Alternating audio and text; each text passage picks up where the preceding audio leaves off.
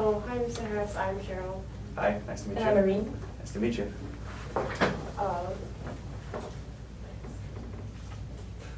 What are some things you would like to change or improve this year? I don't know if it's necessarily like to change. I think that, the school is in a great place already. I think that it's just more of helping you guys, bringing it to a new level. I think that this school has so much potential, and, every year the students here are living up to the potential, but there's so much more that we can do here as a group at the school.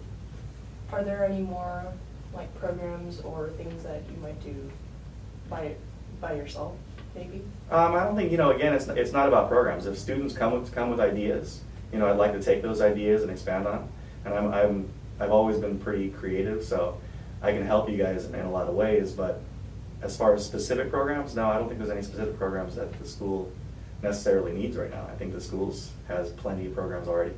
So it's basically further developing people's potential. Yeah, exactly. All right.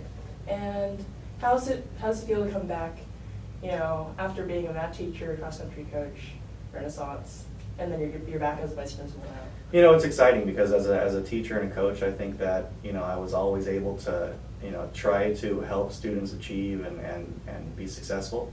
But it was limited to just those groups. But now being able to help the whole school is something that I've always looked forward to. I've always wanted to come back and help the school any way I can. Being an alumni here, it was, this is my school, this is my home. I was here for a long time, almost half my life. Wow. Including the time I was here as a student. So it's great to be back, and I want to help in any way I can. Are there any specific things that you're looking forward to this year?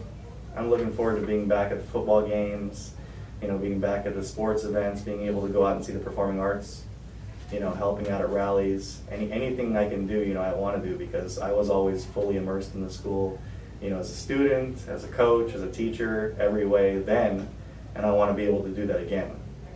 It's Los Altos is a special place.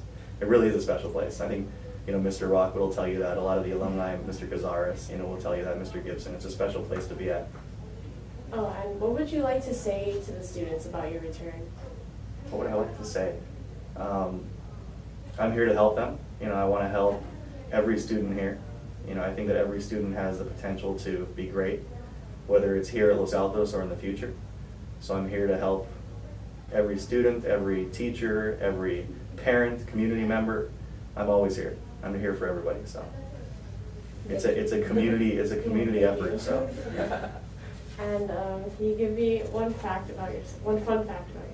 Fun fact is skydiving. I like to skydive. Yeah, I've done that 3 times now. Wow. The next time I'd like to be able to go completely by myself. You always have to go with different groups of people once you're first learning how to skydive.